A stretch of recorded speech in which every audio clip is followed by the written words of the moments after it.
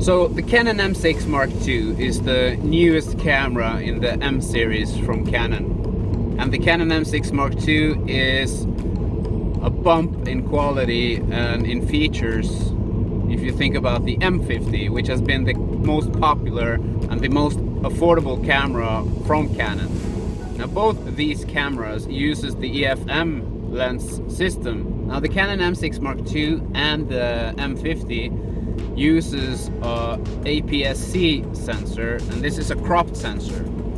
And what is a cropped sensor? To answer that, we need to know what a full frame sensor is. A full frame sensor uses the same dimensions as a 35mm film. 35mm originates back from the 1920s, and it's been used as the norm ever since.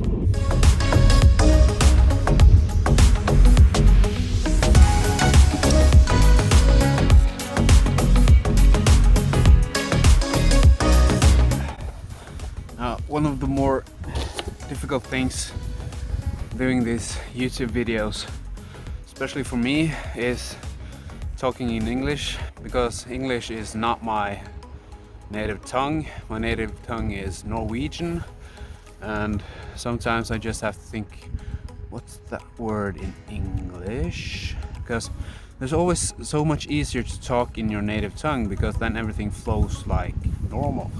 For everything I want to say, I have to translate it into English before I say it, and sometimes it doesn't come out right.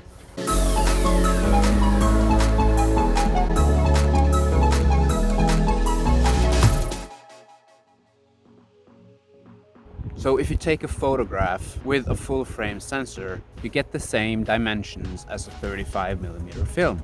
Now if you take the same picture using a cropped sensor, like the sensor in the M6 Mark II or in the M50, you don't get the same size as a full frame, you only get a portion out of the full frame picture.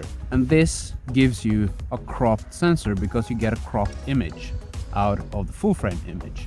When you look at this picture, it almost looks like you zoomed in on the full frame. If you think the quality of the video is bad today, it's because I'm shooting this with my phone. I'm using the Samsung Galaxy S10e, and it doesn't give the same pictures as a normal camera. So I'm sorry. So when I bought my Canon M6 Mark II, included in the box, I got the EF to EF-M Canon adapter. What that does is that you can use a full frame lens on your cropped sensor camera, but you can also use what's called a speed booster. Now a speed booster is also an adapter for your EF to EF-M lens, but what it also does is that it makes your cropped sensor almost into a full frame sensor. So this is the Canon adapter, the EF to EF-M adapter from Canon. This side goes onto your EF-M mount, and this side is an EF and an EF-S mount. Now the most popular EF lens is the Nifty 50. This is a 50mm prime lens with an aperture of 1.8. So let's take some shots with the Nifty 50 using the Canon adapter.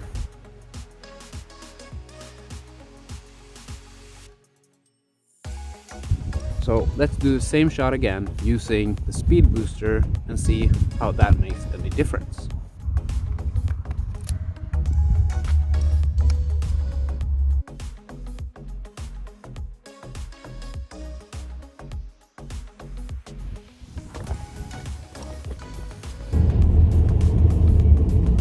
Now to take this into numbers, the Canon cameras gives you a crop of 1.6. Other cameras gives you a crop of 1.5. This is due to the format that the sensor is made in. The 1.6 crop is specifically for the Canon cameras. And how does this really work? This means that you have to multiply the focal length on the lens with 1.6. But what happens when you put the speed booster on your camera? Inside the speed booster there's a lens. So it's actually a lens in front of your lens. And this lens that's in the speed booster magnifies what the sensor in the camera can see. So when you took a picture with the EF-M lens on the camera without the speed booster, the sensor only saw this much, because there was only this much room on the sensor to capture the picture. But with the speed booster, what happens is that the speed booster magnifies the picture that the full frame lens portrays onto the sensor. Without the speed booster, the Nifty 50 is actually an equivalent of an 80mm lens. But if you put the Nifty 50 on your camera with the speed booster, that gives you the equivalent of a lens that's 56.5mm instead of the 80mm. So with the speed booster, you almost get the correct focal length on your full frame lens. And what the speed booster also does is that when the glass in the speed booster magnifies what's in front of the sensor, it also magnifies the amount of light that gets into your sensor. So with the speed booster on your camera, it almost lowers the aperture with one stop. So that means that with the extra light that comes in through the speed booster, you can lower your ISO and get less grain and less noisy pictures or video. If you want to get a speed booster for yourself, you can click the link in the description down below. It is an affiliate link, but it doesn't cost you anything more. It just helps me grow my channel. So that's my video for this week. I try to upload one video every week, and it's on Wednesdays here in Norway. So if you want to continue following me, please consider hitting the subscribe button down below, and click that notification bell too, because then you will get notifications every time I post a new video. And if you've been here before, thank you so much for coming back. I really appreciate it. And if you like this video, give it a thumbs up. I would really appreciate that too. So, thank you for watching. Maybe I will see you in another video. Bye.